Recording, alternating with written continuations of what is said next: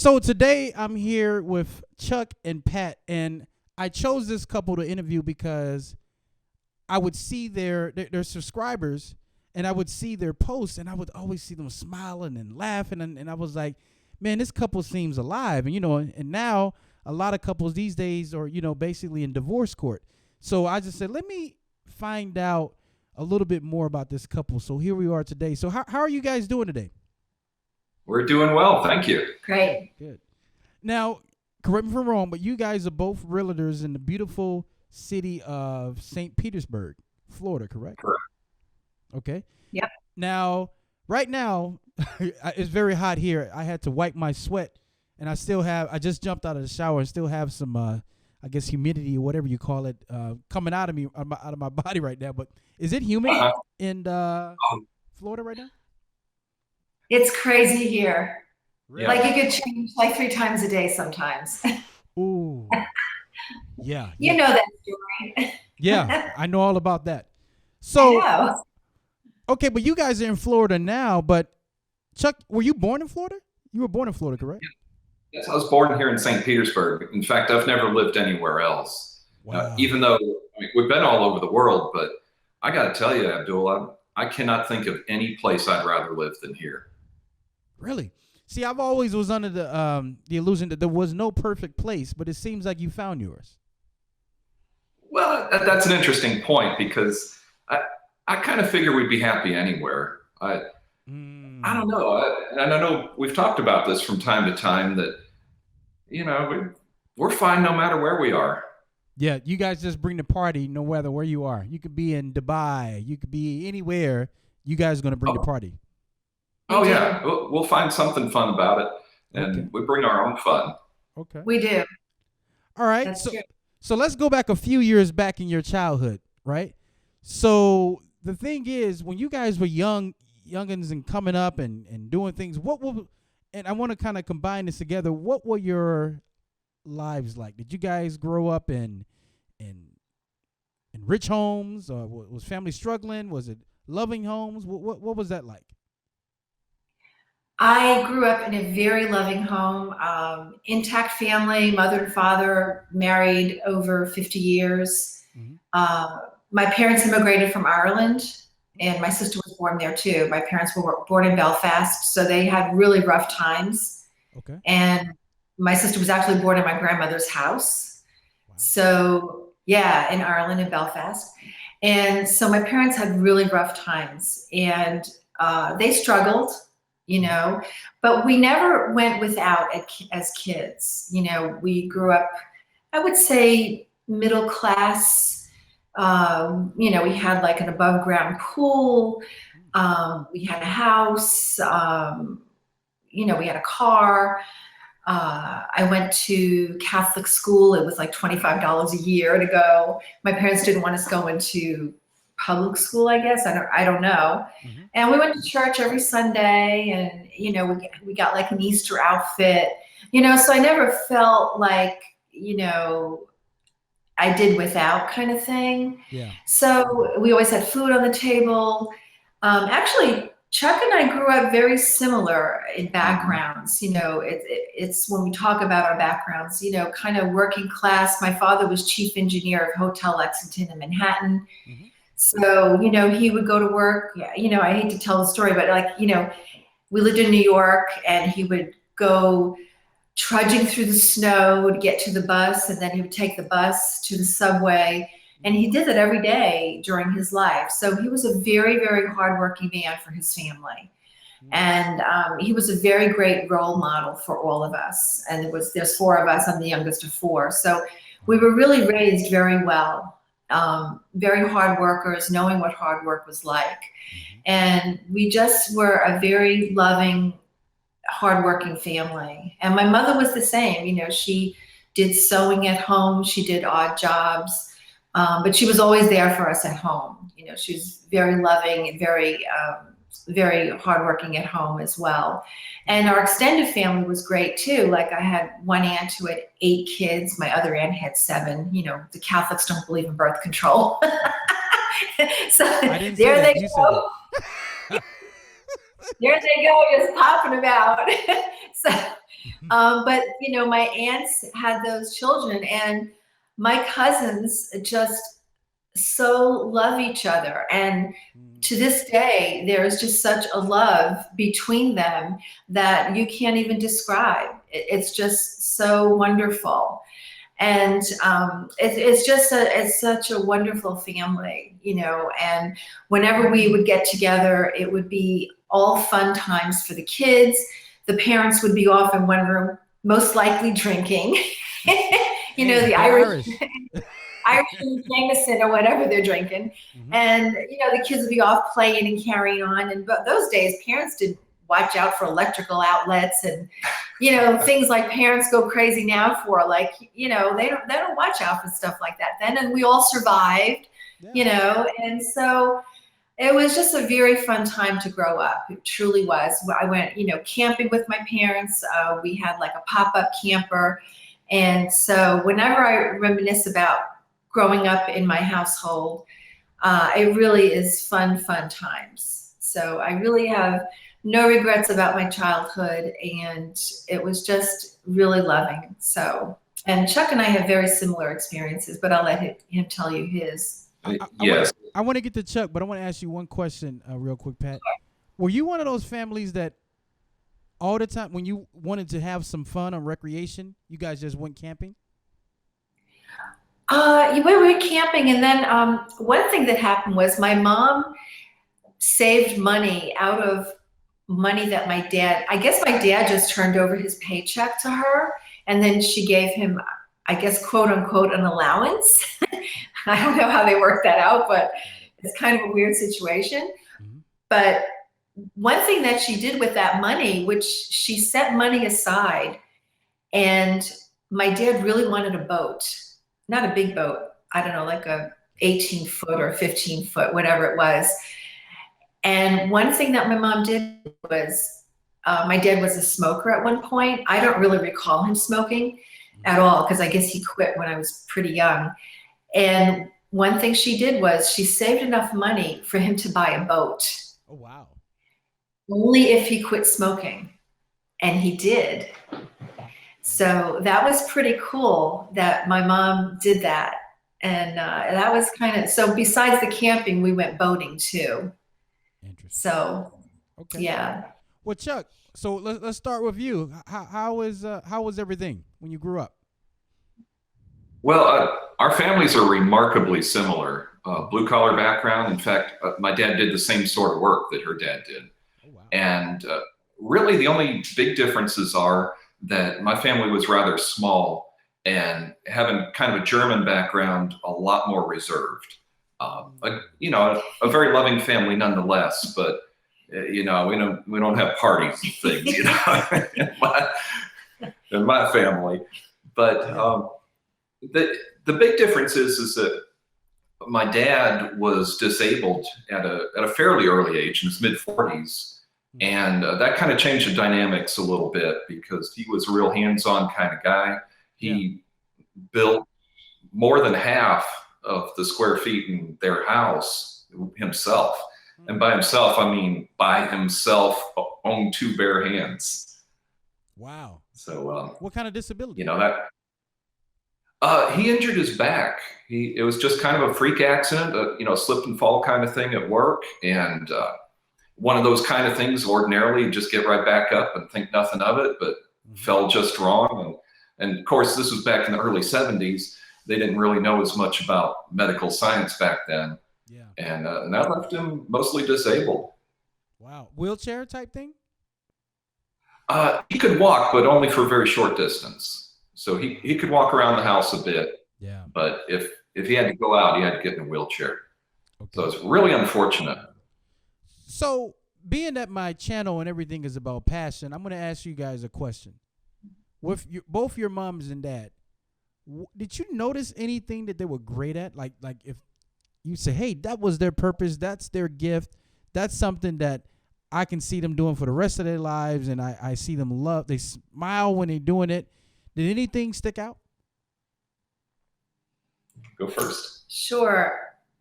For my mom and dad, it was, my dad doted over my mom. Like he would take care of her and do everything for her. Even after working a full day, Wow. if she needed anything, he would take care of her. It was kind of a strange dynamic, but it was they just loved each other so much, and especially my dad with my mom. So in terms of passion, I would say that his passion was his love for her and how much he loved her. Interesting. And it was definitely evident in everything that he did for her and for his family. Now, I'm going to have to dig a little bit deeper with that, right? Because Sure. when I ask that question, usually people say things like, to help people, mother, father, things like that. So I'm going to give you a quick quiz. What was Paul McCartney's passion? Say that again? What was Paul McCartney's passion? Paul McCartney. Music, I guess. Paul McCartney? Yeah, Paul McCartney. What about Jimi Hendrix? Guitar. Okay.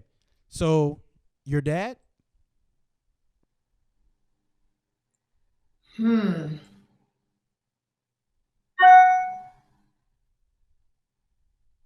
Loving his family. You're still with, okay. That's a good, hey, and that could be a passion. We're going to leave it as that. Hey, Chuck, what about you? Yeah, I don't. Well, in my mom's case, she grew up in an orphanage, so her passion was her family. That is the most important thing in her life, and that was her thing, and it still is. Fortunately, she's still with us, and to this day, her family is her life, and she's a remarkable woman because her whole life has been serving other people, primarily her family. And as far as my dad, he was one of those kind of guys that's interested in everything. He always wanted to learn about things. He always wanted to build things and make things with his hands. His passion was literally everything. But if I had to narrow it down to just one thing, it would be building things. Building, kind of an architect or something like that. Right. Okay. Okay. Now you said that for your mom, Pat, but your dad, would you say the same thing as Chuck said? Was that building things? Building things? Building things? Yeah. He liked to build things. We had a basement, of course, up in New York. So he always, he did a lot of work on our houses too. You know, he was a chief engineer. So of course, you know, he knew how to do everything.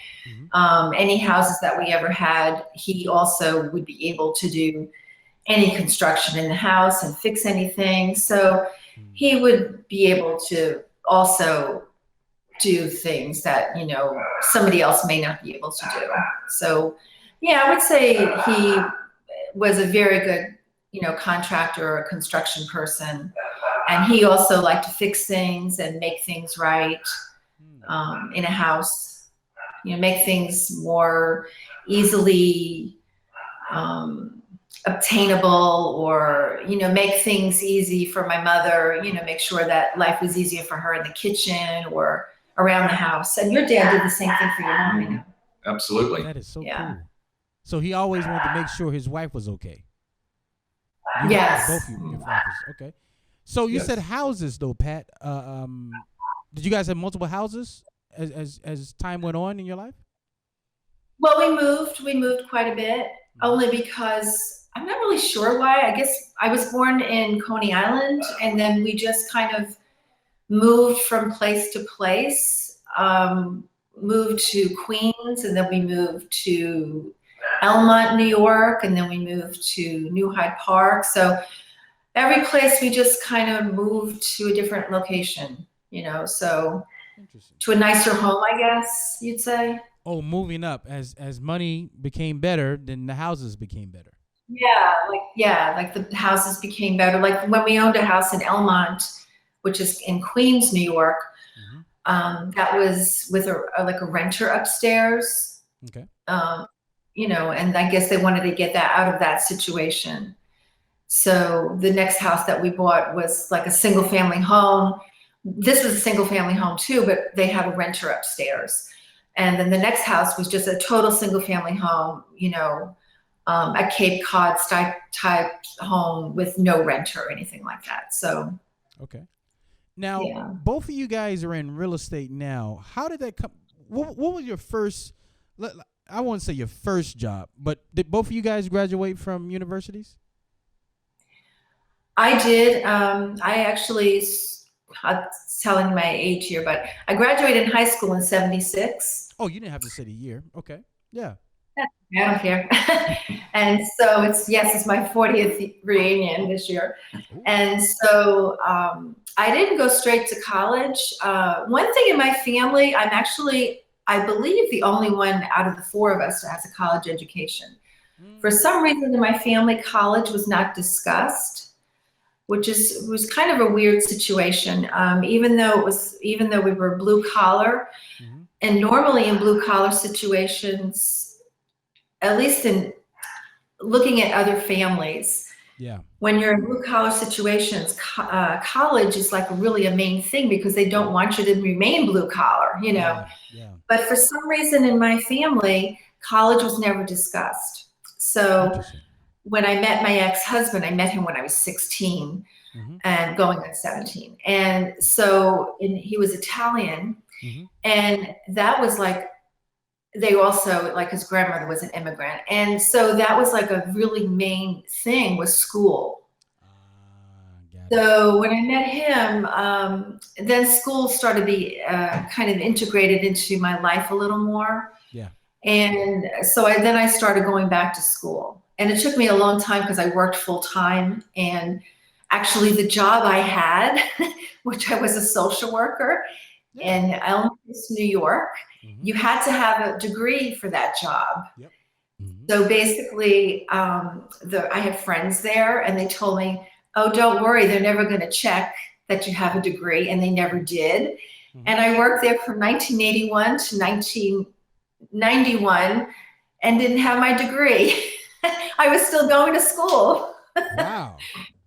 So, and I got promoted and I got all accolades, and I became a supervisor, and then I changed, I got a promotion to be a supervisor at Queens General. And in 1992, I finally got my bachelor's degree. But it took a long time for me to get that degree, going to school only part-time and taking, 6 credits or 9 credits and going over the summer. And it was so funny because when I went to school, I could never do my schoolwork at work because no one knew I was going to school except my few friends. I couldn't bring my books into work, and it was interesting. It was kind of a challenging time, to, for someone to be able to have a degree. Something like that would never happen now because of the internet. They could find out in 5 seconds whether you have a degree. But back in the 80s and 90s, there was no internet. And thinking back now, I'm like, I can't believe I did something like that. But, after a while, I didn't think about it because I was great at my job and I knew exactly, you talk about passion, that was really a very passionate job for me, and I was excellent at it. And it just continued on, actually, because when I moved in 1992 to Florida, I got another social work job here with Hillsborough County, and I worked there from 92 to 2004. And I excelled at that job as well. So it just kind of continued on. So I never, regretted doing those years of not having the degree. But yes, I do have my bachelor's in sociology and urban studies. Okay. And Chuck, so when high school was done, which way did you go? I went to commercial arts school. Commercial arts school. Okay. What did you do there? A lot less than Pat did. Because I intended to be in graphic arts and advertising. I was lucky enough to have an internship at an advertising agency in my last year of high school. And I kind of had an idea that's what I wanted to do anyway, but that really verified it. And so I went to commercial arts school. That agency hired me, and I worked there as an art director for several years. Okay. So life goes on, both of you guys were in marriages before. How long were you single, Chuck, before you actually found a wife, your first wife? The first wife, Yeah. I, I don't know, 10, 15 years. Wow. Okay. Okay. Were you at that time? Were you thinking more like, I'm gonna I'm gonna go through life and maybe not even get married, or were you actually looking, or? No, I can't say I was looking. I've never really given it any thought one way or the other. I've always kind of felt that I was fine either way. Obviously, I prefer to have a partner, Yeah. but having a partner just for the sake of having a partner is foolish, in my opinion. Mm. And having someone that really is a good partner, and to be fair, my first wife was a very good partner. We really worked well together, and we got a lot done together, and it was a good experience. Yeah. But when you're going through life at this time, Pat, you're a social worker, and Chuck, you're in commercial art, and I know later on you get in photography. Was there something that was going through the mind at that time, like, I want to do this, and maybe you didn't go after it, or you guys felt, hey, I'm in the lane right now that I'm supposed to be in? For me, I always loved social work. I always wanted to go back and get my MSW, my Master's in Social Work. Yeah. I had a partner that my ex-husband who it was not a good marriage. I was actually married almost 25 years. Oh, wow. I was with my ex-husband almost 33 years, if you can even believe that. But it was not a good marriage at all. And I met him when I was too young. Mm-hmm. And I didn't know anything. I met him when I was 16. He was my first boyfriend. So yeah. And, I was emotionally and verbally and physically and financially abused by him. Mm-hmm. So when you have that going on, you don't really know. Even though I was a social worker and I dealt with issues like that with other people, when you're involved in it yourself, you just detract from it. You don't get involved in it yourself. You know what I'm saying? You don't allow yourself to realize the situation that you're in. I guess it's the abused wife syndrome. I don't know what it was at the time, but I didn't allow my family to know about it. I got divorced in July of 2008, and I didn't tell my family until October of 2008, and I told them in an email or a letter. I told them in an email. It was a very odd marriage. He had girlfriends. He had an affair with my best friend in 2005. And just things happened along the way, and I never cheated on him at all, ever. And so things happened along the way that were very hurtful and abusive. And, thinking back, I wish I would have had somebody that, although I don't know if I would have listened to them, that said, you need to leave, you need to get out. And a lot of women don't listen. When you're in that situation, you don't listen. It's all well and good to have someone tell you something, but I was there, and it just, people don't listen to situations, so. Can I ask a question? Do you think that held you back from doing something, or you still excelled in social work, or was that something else you were looking to do? I excelled in social work, but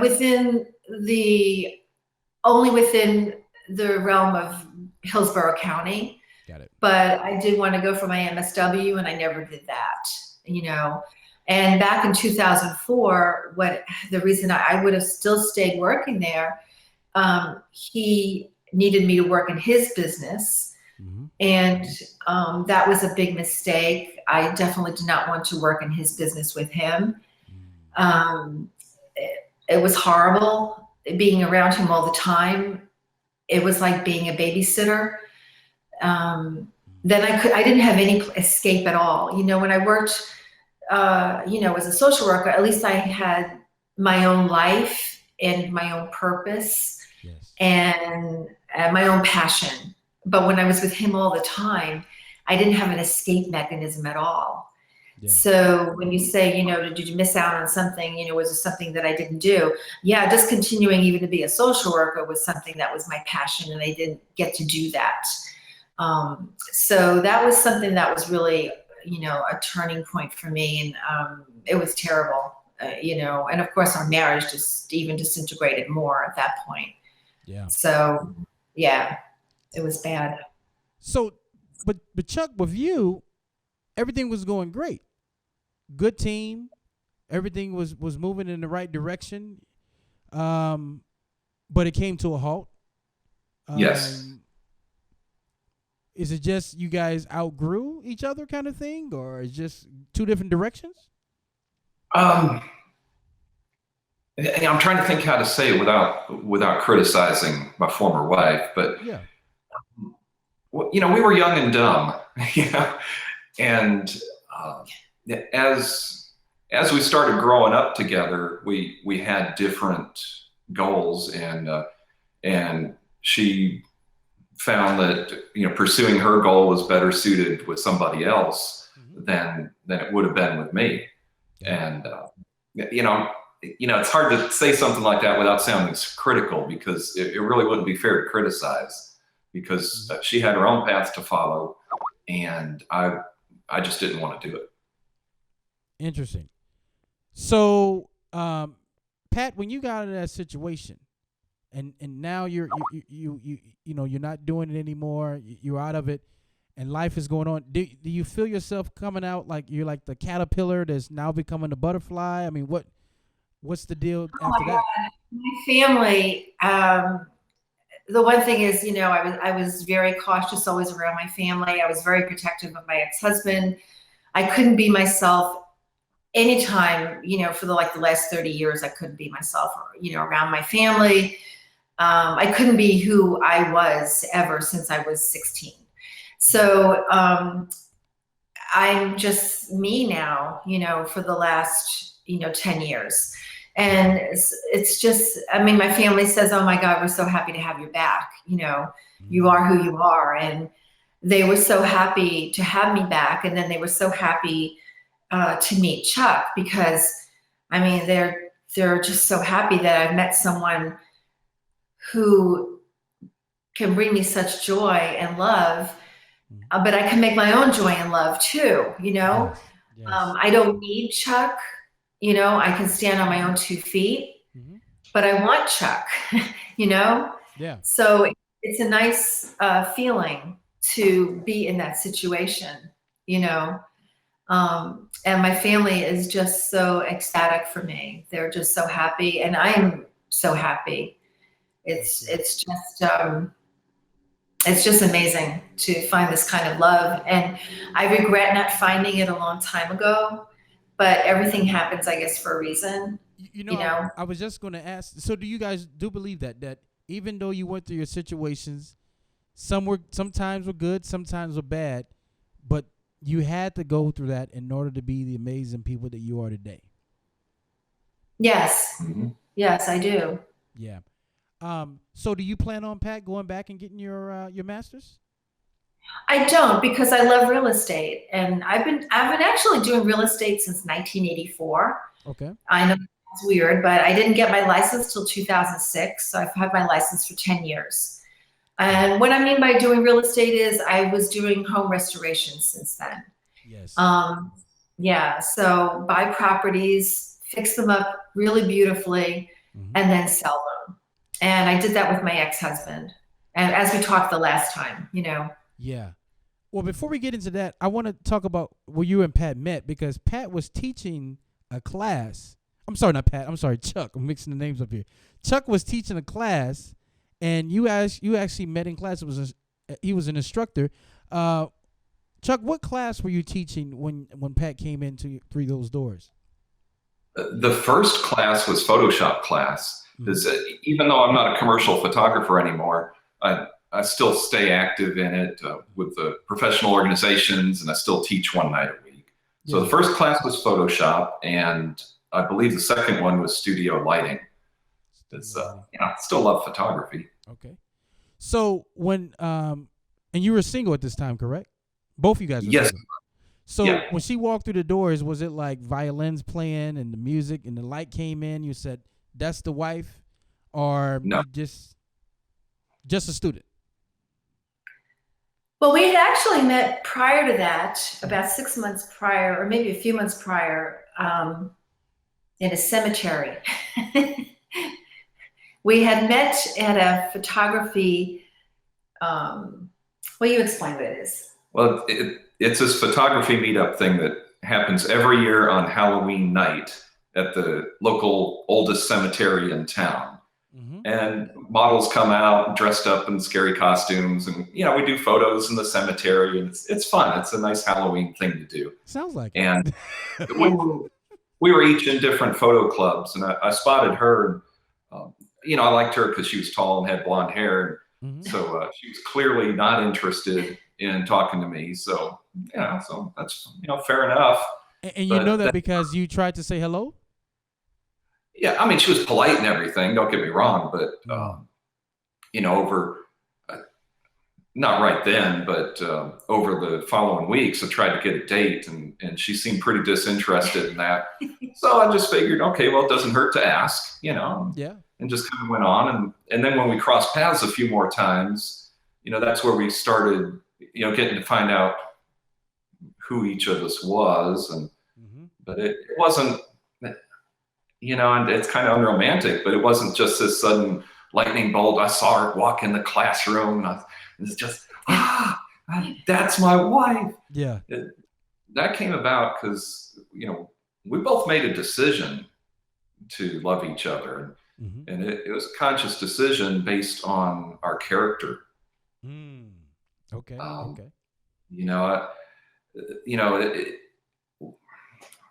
This is going to be an unpopular thing, I think, with some of your viewers, but if we let our whole life be ruled by our emotions, then emotions come and go, and I think that's why people get divorced so often. Things happen, and there's a cycle to everything. But whether or not I'm feeling it, I know Pat's character. I know who she is. I know who she is to me. Yeah. And that's the kind of thing that carries you through hard times. And we have had some hard times, not hard times relationship wise, but we both faced some serious health issues together. Yeah. About a year ago. And that was really kind of a true test. And we're partners in every sense of the word. And I like the way you guys look at that. As I'm talking right now, I don't know how you're going to feel about this, but I thought this quote was interesting. I'm looking at I have like a little vision board to my left over here. You're right. And it says, "Forget a relationship. Let's start a partnership and build an empire together." What is that? You have a negative feeling or positive feeling to that? Well, I think it depends on the person's point of view. To some people, an empire might be money or business, but to us, an empire is our life together. I mean, obviously, earning a lot of money is necessary to do the things that we want to do with our lives. But, I think it's that partnership and that character and all that underlying stuff that I talked about is what makes us so in love. Because, we're going to annoy each other. We're going to disappoint each other. It's just to be expected. Yeah. And it's all those underlying things, the things that really matter that help you to overlook all those annoyances and all the stupid stuff that people frequently split up over. That's true. Interesting. So, okay. Now you guys are walking through the journey of life together. In a perfect world, what do you want that finish line to look like? I want to be very, very healthy when I'm older. Okay. And you're making the steps now to to try as much as possible to make that happen. Yes. Actually, both of us are. Yeah. Yeah. We want to be around for each other, and we want to be able to enjoy our later years. That's wisdom. We've seen a lot of family members who their health deteriorated and they weren't really able to enjoy the latter part of their life because of health issues that may have been avoidable. Okay. I think a lot of people don't take care of themselves, Mm-hmm. and they eat poorly. They just don't exercise. They go to fast food. We probably haven't eaten, well, I don't know about you, but I haven't eaten fast food since, I don't know, the 90s or something. So, yeah. Yeah, more recent. Holy No, I crap. haven't eaten fast The food. 90s? Yeah. Wow. That's good. No, So, well, I'm gluten free. I've been gluten free for 5 years. yeah. So it's just, Chuck's been gluten free for over a year now. Mm-hmm. And I don't know. I mean, you know, you have to do all the things you can do, and, you know, you kind of hope for the best kind of situation. But, you know, it's just, I have longevity in my family. You know, my grandfather lived in his 90s, and you know, there's longevity. My mother lived to be 92. You know, my father got killed in a car accident, but I think he would have been living long. You know, he died when he was 70, but he had nothing wrong with him. So, but I think he would have lived a long life. Okay. But, you know, everybody in my family is healthy, and I don't know. I want to be, you know, because health is really a big issue. Like, you know, Chuck's mom right now has, you know, a million things wrong with her. And I don't know, she really didn't take care of her body that well. You know, she smoked, and she's got COPD and congestive heart failure, and she's on oxygen. And, you know, she's just not a well person. And, you know, diabetes runs in his family, like his dad had diabetes. And so, you know, Chuck lost 70 pounds in the last year. Yeah, that's right. And, you know, because the doctor told him your A1C was up, and that one conversation, you know, changed his life. Mm-hmm. And, you know, that a lot of people can have a conversation with the doctor, and it goes in one ear and out the other. And it's unfortunate for a lot of people, because that could be a life-changing conversation. And a lot of people don't take it to heart. You know, that they'll just let it go in one ear and out the other, and won't change their habits. They'll still eat, you know, the dozen donuts, or they'll still eat the sugar the way they do. You know, they won't make changes in order to, you know, maybe have a better life and a quality of life. And I'm a real proponent of quality of life. You know, it's not living longer, it's quality of life, you know. And that's the thing that really makes the difference, is quality, not just living longer. It's being healthy. You know, I want to walk when I'm in my 90s. You know, I want to be able to walk, you know, with Chuck, and have fun, and maybe go to Europe when we're in our 90s. You know, go walk around. That's what I wanted to ask you, because you guys said earlier you travel the world. So where have you guys been together, or was it before you guys met? Well, before we met, I had gone to a few places. I think I've been to Italy before I met you. That was the only place, maybe, I don't remember. But anyway, we've been to France, and to Belgium, and to Germany, and to Austria, and to Italy, and Ireland, Jamaica, Cancun. Yeah, for work. Yeah. For work. Yeah. I'm trying to think where else. And a lot of places in the United States, of course. Where is the next place, exotic place that you guys want to go together? We haven't picked one yet. It could be anywhere, Abdul. We just don't know. I had a buddy, and they had money like that. They wouldn't pick. They actually moved out of the country, but they didn't know where we're going. They picked the place that they were going to move when they made it to the airport. I just thought, wow, that's a waste of money, because you waited to the last minute. But man, that's crazy, just to go and pick the place. And they haven't been back in the United States for probably over 20 years now, type thing. No, we're not that crazy. Yeah. No, I like to plan things out. Not yet. Okay. So Yeah, right. we have health, we have traveling over here, careers, business, anything that you guys would like to stretch your arms and achieve at that finish line? We own some rental properties, because I really think that's the way to gain wealth. Is to have rental properties. Okay, passive income. Passive income, correct? Right. Yes. Now, apartments or rental houses? No, Or? single family homes, maybe, or a duplex, triplex, that kind of situation. Okay. 20, 30, any number, or we just go until this and That we see we got number. enough? Yeah, 10, good question. As many 10, as possible. Yeah, as many as possible. Yeah. And we believe in paying cash for everything. So that's a little bit limiting as far as growth goes.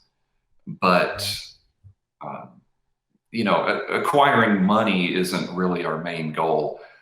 Being able to do certain things like, we want to be able to, if there's a need, to just be able to write a check for it.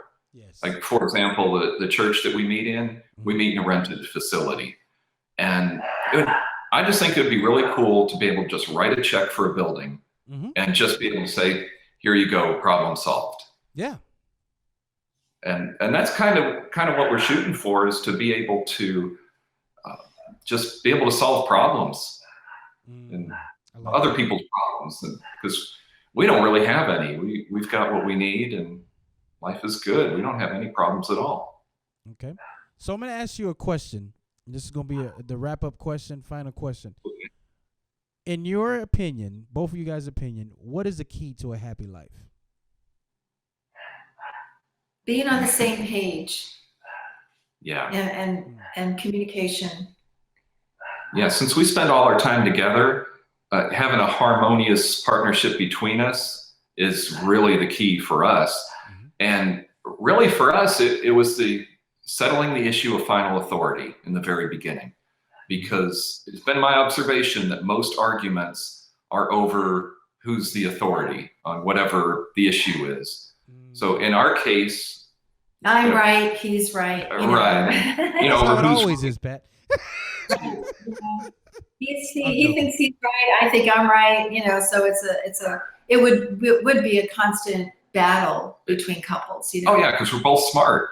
And so for us, and this would work with any belief system really, in our case, we're Christian, but we decided really early on that the Bible was going to be the final authority. So, we believe that all the answers are in there somewhere. Okay. And if we don't know where there are people who can help us find it. And that's the tiebreaker. And we that's both a good agree. Compromise. Yeah, and that way it takes it off of us to have to argue about who's smarter and who's right, and we put that onto that third party of that book in this case. And I can honestly tell you, we have never had an argument. Now, we have annoyed each other, but that's a different thing. That's to be expected, because you get more than one person involved, you're going to get annoyed. But that's a whole different thing.